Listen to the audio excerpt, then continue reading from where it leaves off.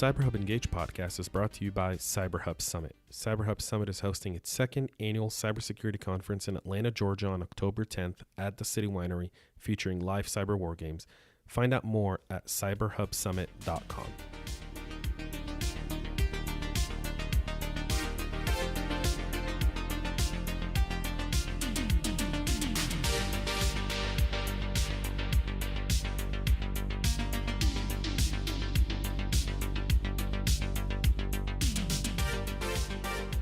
What are some of the stuff that you do to handle insider threats? Yeah, I think the first thing, kind of like words like blockchain and everything else that's today, we got to take a step back and say, okay, what's the insider threat? Me personally, I put it into two categories: the malicious insider, which I think is what most people consider insider threats, and then there's the accidental insiders, which is people inside that don't know any better of what they're doing, right?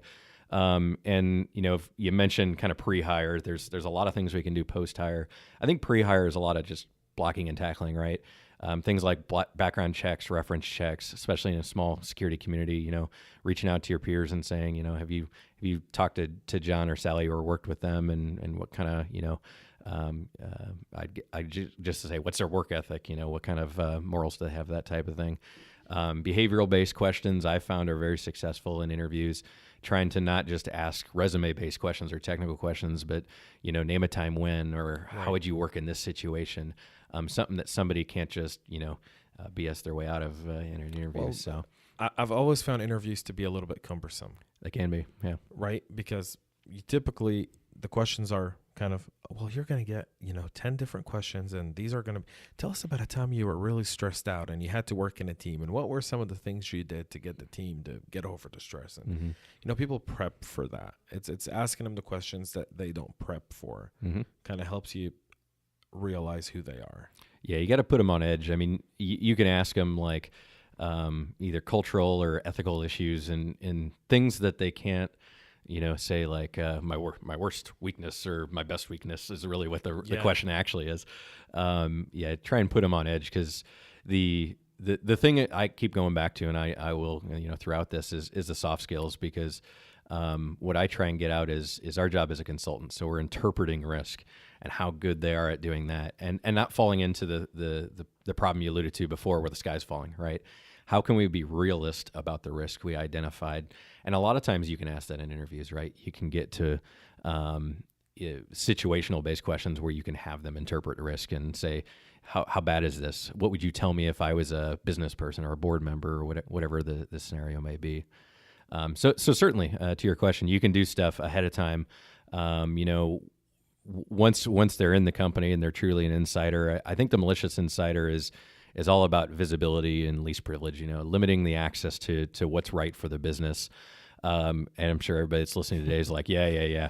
Easy to say, hard to do. Harder right? to do. Yeah. I mean, there are a lot of different challenges in the insider threat, right? I mean, certainly.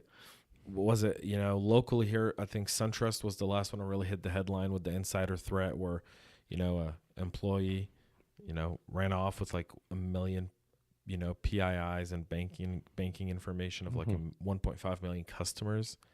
Yeah. And it's something you're always going to battle. It depends on your company too. I mean, I've worked for a variety of companies, everybody where cyber espionage, for intellectual property, like that example is the primary threat. Or kind of that external threat where the personal information is the real gold. So I think every company and every CISO really has to take a step back for any security program and say, what's important to my company? What's important to my culture? Because, as somebody like Aaron's versus somebody like a governmental organization are going to have two levels of risk tolerance. So based on your risk and your willingness to accept risk, that's really the way you got to look at it for insiders. Do you do extensive background checks on people before you give them access to the vital information in the company? I mean, you got to do your due diligence, certainly, right? So it depends on your organization. Like when I worked for the government, it seems like the interview was for the actual job was 30 minutes on the phone, and then the background check, the polygraphs, and all that stuff was months, right? Right, because that's the real interview. Yeah. So you got to right size it for your organization. Someone like Aaron's isn't going to do polygraphs, right? But you got to define in your process what is the right level of due diligence, if you will. So it just depends.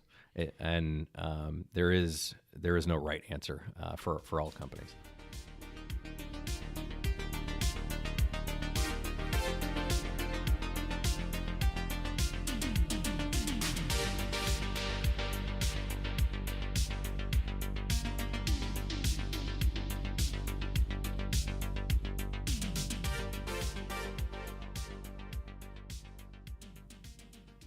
The CyberHub Engage podcast is brought to you by CyberHub Summit. CyberHub Summit is hosting its second annual cybersecurity conference in Atlanta, Georgia on October 10th at the City Winery, featuring live cyber war games.